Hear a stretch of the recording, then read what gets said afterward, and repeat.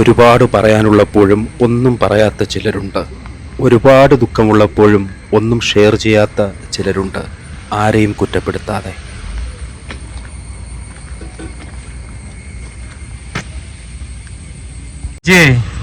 എന്താ വിശേഷം? രാവിലെ എന്തൊക്കെയാ ഉള്ളത്?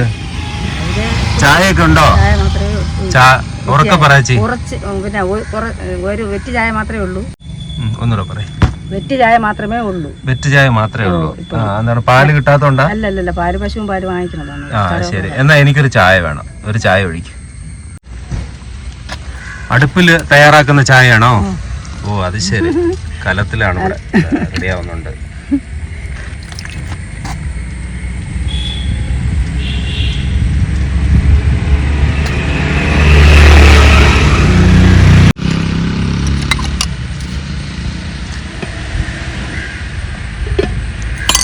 ചേച്ചി കുറച്ച് ഇങ്ങോട്ട് നീങ്ങില്ല ചേച്ചി, എനിക്ക് അടുപ്പൂടെ കിട്ടാൻ.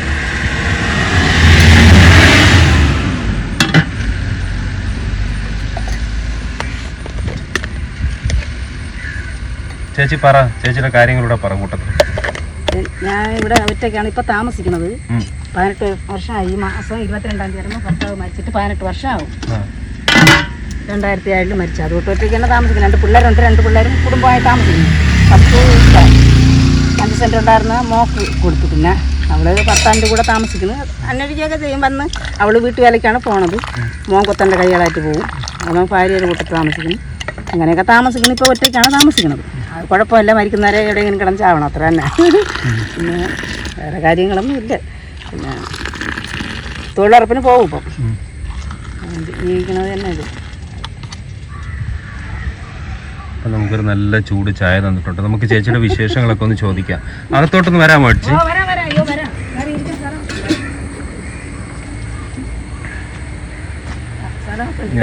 ഞാൻ വരാം.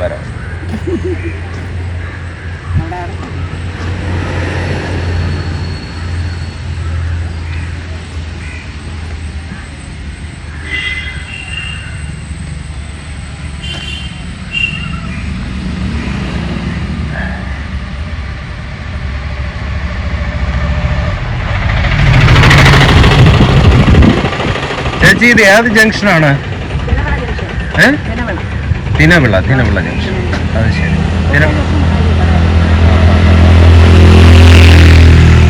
ഒന്ന് നോക്കട്ടെ ചേച്ചിയുടെ വീടും അന്തരീക്ഷങ്ങളും ഒക്കെ എല്ലാം ഒരിടത്താണോ? അപ്പൊ ഇരിക്കുന്നതും കിടക്കുന്നതും ഒക്കെ? ആഹാ. അപ്പൊ ഇവിടെ കട്ടിലെവിടെ? അത് ശരി. എന്നിട്ട് ഇവിടെ ഇടും. എന്നിട്ട് തനിച്ച് റോഡരികില് ഈ ചേച്ചി മാത്രം താമസിക്കാണ്. ചേച്ചിക്ക് അതിൽ പരാതിയൊന്നും ഇല്ലാത്ത പോലെയാണല്ലോ സംസാരം. ഇത് മതിയെന്നാണോ? കുഴപ്പമില്ല. ആരും ഇതുവരെ ഒന്നും കണ്ടെത്തിയില്ലല്ലോ. റോഡൊക്കെ വീഴ്ച മാറണമെന്ന് പറഞ്ഞു. വേറെ കയറിക്കിടക്കട ഇല്ലാത്തതുകൊണ്ട് വേറെ പ്രശ്നമൊന്നുമില്ല. ഇവിടെ നിന്ന് മാറി കൊടുക്കണമെന്ന് പറഞ്ഞു. പഞ്ചായത്തിൽ നിന്ന് പറഞ്ഞു? പഞ്ചായത്തിനല്ല, മുമ്പർ പറഞ്ഞു. മുമ്പർ പറഞ്ഞെങ്കിലും മുമ്പർ അത്ര പ്രശ്നമായിട്ട് ഒന്നും പറഞ്ഞിട്ടില്ല. ശരി. അപ്പോ ഗവൺമെന്റിന്റെ തണൽ പദ്ധതിയിലൊക്കെ അപേക്ഷിച്ചായിരുന്നോ? നേരത്തെ ഉണ്ട്. അതിന് എനിക്ക് ഒരിക്കലും പട്ടയം കിട്ടി പണ്ട്. മറ്റേ നമ്മളെ ഉമ്മൻചാണ്ടി ഭരിച്ച കാലത്ത് പട്ടയം കിട്ടിയ എന്റെ കൈവശത്തുണ്ട്. അതെവിടെ വസ്തു? അത് വസ്തു കാണിച്ചു തന്നിട്ടില്ല. ഓ അത് ശരി. വസ്തു പഞ്ചായത്തിലാണ് കാണിച്ചു തന്നത്. എനിക്ക് പട്ടയം കിട്ടിയിട്ടുള്ള, പക്ഷേ ഇതുവരെ വസ്തു കാണിച്ചു തന്നിട്ടില്ലായിരുന്നു. പിന്നീട് അപ്പൊ ഒരു വസ്തുവും വീടും ഇല്ലാതെ ഇപ്പൊ ഈ റോഡരിയിൽ ഇങ്ങനെ കഴിയാണല്ലേ ഈ സംവിധാനങ്ങളില്. ഇതെന്താണ്, തൊഴിലുറപ്പിന് കൊണ്ടുപോകാനുള്ള ചോറും കറിയാണോ? ഓ അരി വെന്തു. അടുക്കള അവിടെയാണ്. മാറി അടുക്കളയും സംവിധാനമൊക്കെ ഒന്ന് എടുത്തിട്ട് അവിടെ ഒരു കസേരയുണ്ട് ചേച്ചിക്ക് ഇരിക്കാൻ. കുഞ്ഞടുക്കള. ഇവിടെ വേവിച്ച ചോറിന്റെ ബാക്കിയുണ്ട്. നമുക്ക് ചായ ഇട്ട് തന്ന സംവിധാനമാണിത്. ഇവിടെ ഒരു ചെറിയ ഓപ്പണിംഗ് ഇട്ട് ചോദിക്കുന്നവർക്ക് ഒരു ചായ കൊടുക്കുക എന്നുള്ളതാണ്. അല്ലാതെ ഒരു കച്ചവടമായിട്ട് ചെയ്ത് ഇവിടെ ഇരിക്കുകയല്ല. തൊഴിലുറപ്പിന് പോവുകയാണ് ചേച്ചി. ഇതാണ് ഇതിൻ്റെ സംവിധാനം. ഹസ്ബൻഡ് മരിച്ചിട്ട് പിന്നെ ഒത്തിരി നാളായോ? അദ്ദേഹത്തിന് എന്തെങ്കിലും ജോലി ഉണ്ടായിരുന്നോ? ജോലിക്ക് പോയിക്കൊണ്ടിരുന്ന ആളെയാണ്. ഇവിടെ സുഖമില്ലാതെയായി ഇവിടെ കിടന്നാണ് മരിച്ചത്. 34.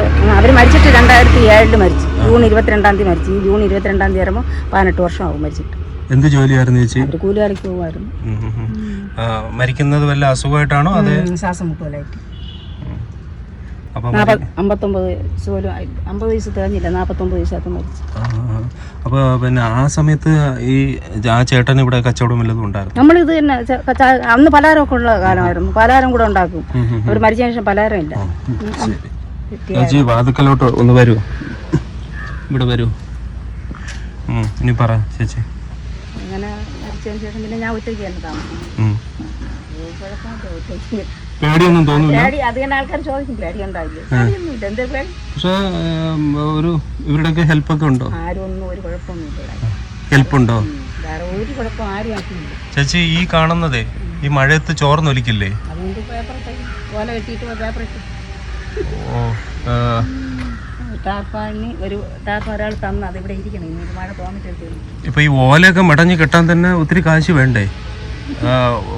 ഓരോ തവണയും ഓല മടഞ്ഞ് കെട്ടാൻ എത്ര രൂപയുടെ ചെലവ് വരും?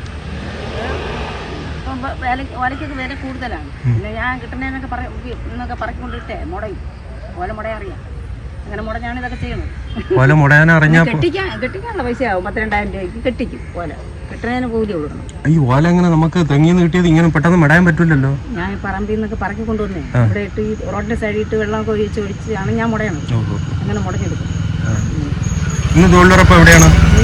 മലയെന്ന് പറയും. താഴെ ഇതൊക്കെ എന്തോന്ന് ഇങ്ങനെ പാത്രമൊക്കെ വെച്ചേക്കുന്നത്? വെള്ളം അവിടെ പൈപ്പിൽ വെള്ളമില്ല. പൈപ്പിൽ വെള്ളമില്ലാത്തത് പിന്നെ ഒരു ചെറുക്കൻ അടിച്ച് പൊട്ടിച്ചുകൊണ്ട് മുമ്പ് വയ്ക്കില്ല പൈപ്പ്. അതുകൊണ്ട് അവിടെ ജംഗ്ഷനിലുണ്ടായിരുന്നു. അതാണ് വർഷം നിങ്ങൾക്ക് കുടിവെള്ളം കല്ലിൽ നിന്ന് കൊണ്ടുവരും. എവിടെ? അങ്ങ് ദൂരെ നിന്ന് കൊണ്ടുവരുന്നു. ദൂരെ പോണം, വെള്ളം എടുക്കാൻ പോണം. അത് ശരി. അതുകൊണ്ട് ഈ പൈപ്പ് ഇയാൾ വച്ചു തരുന്നില്ല. അപ്പൊ ഈ തൊഴിലുറപ്പ് പണി കഴിഞ്ഞ് എത്ര മണിക്ക് ഇവിടെ വരും? 4 മണിക്ക്. 4 മണി. 4 മണി വന്നതിന് ശേഷം പോകും. ഇതാ പാല് വന്നല്ലോ. അത് ശരി. പശുവിൻ പാല് തന്നെ വാങ്ങിച്ച് ചായ ഇടുന്നത്. അതാണ് ഈ ടേസ്റ്റ് ഉള്ളത്.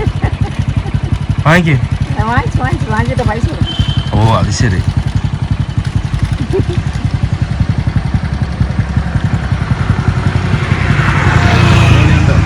പണിക്ക് പോകണം. എത്ര ലിറ്റർ പാല് വാങ്ങിക്കും? 3 ലിറ്റർ.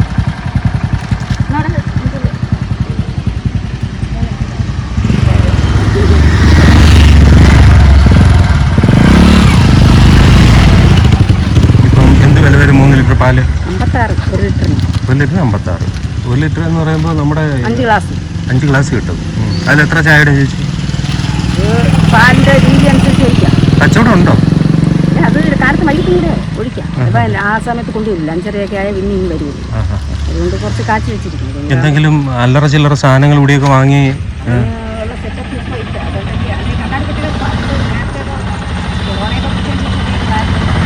ഈ ഭാഗത്തോട്ട് സ്കൂളോ? പക്ഷെ അത് ഈ വഴിക്കല്ലല്ലോ. അല്ല, ഇവിടെ അടുത്താണ്. അവരാരെങ്കിലും ഇങ്ങോട്ട് വരികയോ? അവർക്ക് കിട്ടുന്ന ഒന്നും തന്നെ ഇവിടെ ഇല്ല. പിന്നെ ഈ കപ്പയും ചിക്കൻ കറിയൊക്കെ വെച്ച് കൊടുത്ത ഉച്ചയ്ക്ക് ചിലവൊക്കെ ആവും. മരിച്ചതിന് ശേഷം അതൊന്നും അങ്ങോട്ട് ഒരു ആ കാണുന്ന ഭാഗത്തോട്ട് ഇതുപോലെ ടാർപ്പ കിട്ടി ചെലവാകും. എന്തെങ്കിലും വെറൈറ്റി ആയിട്ടുള്ള ഒരു സാധനം ചെയ്തു കഴിഞ്ഞാൽ ചെലവാകും. പിടിച്ചിരിക്കാൻ പറ്റും. അപ്പോൾ വേറെ എന്താ ചേച്ചിക്ക് പറയാനുള്ളത് ഈ വീഡിയോ കാണുന്നവരോട്? ആരോഗ്യം ഉള്ളിടം വരെ ജോലി ചെയ്യാം. അത് കഴിഞ്ഞാൽ ആര് സപ്പോർട്ട് ചെയ്യും? അങ്ങനെയൊന്നും പറയണ്ട, ദൈവം നോക്കിക്കോളൂ. അല്ല പിന്നെ നമുക്കെന്ത് പറയാൻ വെക്കും? ജീവിതത്തിൽ അങ്ങനെയൊക്കെ അല്ലേ ഓരോ മനുഷ്യന്റെ ജീവിതം. ഇതുപോലും ഇല്ലാതെ എത്ര ആൾക്കാർ ജീവിക്കുന്നത്. വിശ്വസിക്കുന്നത് അതാണ് ഓരോരുത്തർ. അതെ അതെ. ഞാൻ കൊച്ചുനാളിലെ 12 വയസ്സ് തൊട്ട് ചെവിടെടുത്ത് ജീവിച്ചോളാണ്. ഇപ്പോഴേ ചെവിടെടുക്കാൻ പറ്റൂല. പിന്നെ ഇപ്പൊ ഇങ്ങനെയൊക്കെ പോണ കാര്യങ്ങളൊക്കെ ഓടും. ദൈവം അതൊക്കെ നോക്കിക്കൊള്ളുന്നേ. ഓരോരുത്തർക്ക് ഓരോന്നും തലയിൽ എഴുതിയിട്ടുണ്ട്. അതൊക്കെ അങ്ങനെ നടക്കും. പിന്നെ പിള്ളേരൊന്നും പണക്കാരൊന്നും അല്ല. അവൻ കൊത്തൻ്റെ കൈകളായിട്ട് പോകും. അവൾ വീട്ടുവേലയ്ക്ക് പോകും. പോയിട്ടുണ്ട്. രാവിലെ പൂജപ്പുര എന്ന് പറഞ്ഞ സ്ഥലത്താണ് വീട്ടുവേലയ്ക്ക് പോകുന്നത്. അവളെ കെട്ടിച്ചയച്ചവനും വേല ചെയ്യണ പെങ്കൊക്കെ കൊണ്ടു കൊടുക്കും, കൂലിവേലക്കാരനാണ്. അങ്ങനെയൊക്കെ അങ്ങ് ജീവിക്കട്ടെ, അതൊന്നും കുഴപ്പമില്ല. ഈ സ്ഥലത്തിന്റെ പേരും ചേച്ചിയെ കോൺടാക്ട് ചെയ്യാൻ എന്തെങ്കിലും നമ്പറോ എന്തെങ്കിലും ഉണ്ടെങ്കിൽ ഒന്ന് പറയും. സ്ഥലത്തിന്റെ പേര് പറയും. സ്ഥലം വിളപ്പിശാല ഇത് എവിടെയാണ്? വിളപ്പിശാല തിനവള CAT കോളേജ്. CAT കോളേജ് ഇപ്പം എഴുത്തൂത്തെല്ലാം CAT കോളേജ് എന്നാണ്. ഓക്കെ. CAT CAT college. അവിടെ തിനവള നിന്ന് ഇടത്തോട്ട് ഇത് ഏത് റൂട്ടാണ്? പുളിയൂർ പോണ റോട്ടിൽ നമ്മുടെ ആ ജംഗ്ഷനിൽ നിന്ന് കുറച്ച്, തിനവള ജംഗ്ഷനിൽ നിന്ന് വളരെ കുറച്ച് മാത്രം, ഒരു 250 മീറ്റർ വരും. അവിടെ നിന്ന് ഇങ്ങോട്ട് വരുമ്പോൾ ആ സൈഡിലായിട്ടാണ് ഈ നോക്കൂ കാറ്റത്ത് ഒക്കെ ഇത് എങ്ങനെയാണ് ഇവിടെ കിടക്കുന്നതെന്ന് എനിക്കറിയില്ല. മരങ്ങൾ ഇത്രത്തോളം ചാഞ്ഞ് ഇവരുടെ കൂരയ്ക്ക് മേലെ ഇങ്ങനെ കിടക്കുകയാണ്. കണ്ടോ എല്ലാ മരങ്ങളും. അതിൻ്റെ മുമ്പിൽ ഇങ്ങനെ ഒരു കൊച്ചു മാടം ഉണ്ടാക്കി അവിടെ വരുന്നവർക്ക് മാത്രം കൊടുക്കാൻ പറ്റുന്ന ചായ എല്ലാവർക്കുമായിട്ട് ഉള്ള ഒരു വലിയ കച്ചവടമല്ല നമ്മൾ നേരത്തെ കണ്ട സംവിധാനത്തിൽ. അപ്പോൾ അവിടെ നിൽക്കുന്ന നമുക്ക് ആ ചേച്ചിയുടെ പേരൊക്കെ ഒന്ന് ചോദിക്കാം. പേര് പറ ചേച്ചി, പേരെന്താ? സുഗന്ധി. സുഗന്ധി എന്നാണ് ചേച്ചിയുടെ പേര്. ഓക്കെ, ഈ വീഡിയോ കാണുന്നവർക്ക് മനസ്സിലാവുമല്ലോ, ഞാൻ മറ്റൊന്നും പറയുന്നില്ല. ഒരു ജീവിത സാഹചര്യം ഇതാണ്. മണ്ണില്ല, വീടില്ല, ബന്ധുക്കൾ മക്കളൊക്കെ ഉണ്ട്. പക്ഷെ അവർക്ക് അവരുടേതായിട്ടുള്ള ബുദ്ധിമുട്ടുകളും പ്രാരാബ്ധങ്ങളുമായി അവർ മുന്നോട്ട് പോകുന്നു. ആരോഗ്യമുള്ള കാലത്തോളം തൊഴിലുറപ്പ് ചെയ്ത് ജീവിക്കാം, പിന്നെ ദൈവനിശ്ചയം എന്നാണ് ചേച്ചി പറയുന്നത്. അപ്പോൾ ശരി ചേച്ചി, എല്ലാം നടക്കട്ടെ. എവിടെയെങ്കിലും കുറച്ച് മണ്ണും ഒരു വീടും ഒക്കെ ചേച്ചിക്ക് റെഡി ആവട്ടെ. ചേച്ചി വിശ്വസിക്കുന്ന ദൈവം തന്നെ തരട്ടെ. അതൊക്കെ എൻ്റെ സാഹചര്യം ഒരുങ്ങട്ടെ. Okay okay. മനുഷ്യത്വമുള്ളവരുടെ മുമ്പിലേക്കാണ് നമ്മൾ ഇത്തരം ആൾക്കാരെ പരിചയപ്പെടുത്തുന്നത്. ഈ ചേച്ചി നമ്പർ തന്നു, ഞാൻ ചോദിച്ചു. പക്ഷെ നമ്മുടെ വീഡിയോയിൽ ആ നമ്പർ ചേർത്ത് കഴിഞ്ഞാൽ അറിയാമല്ലോ, നെല്ലിൽ കൂടുതലും ഇക്കാലത്ത് പതിരാണ്. അതുകൊണ്ട് പൊതുപ്രവർത്തകരുടെ സാന്നിധ്യത്തിൽ നമുക്കവരെ പോയി കാണാം. കമൻറ്റ് ചെയ്യൂ.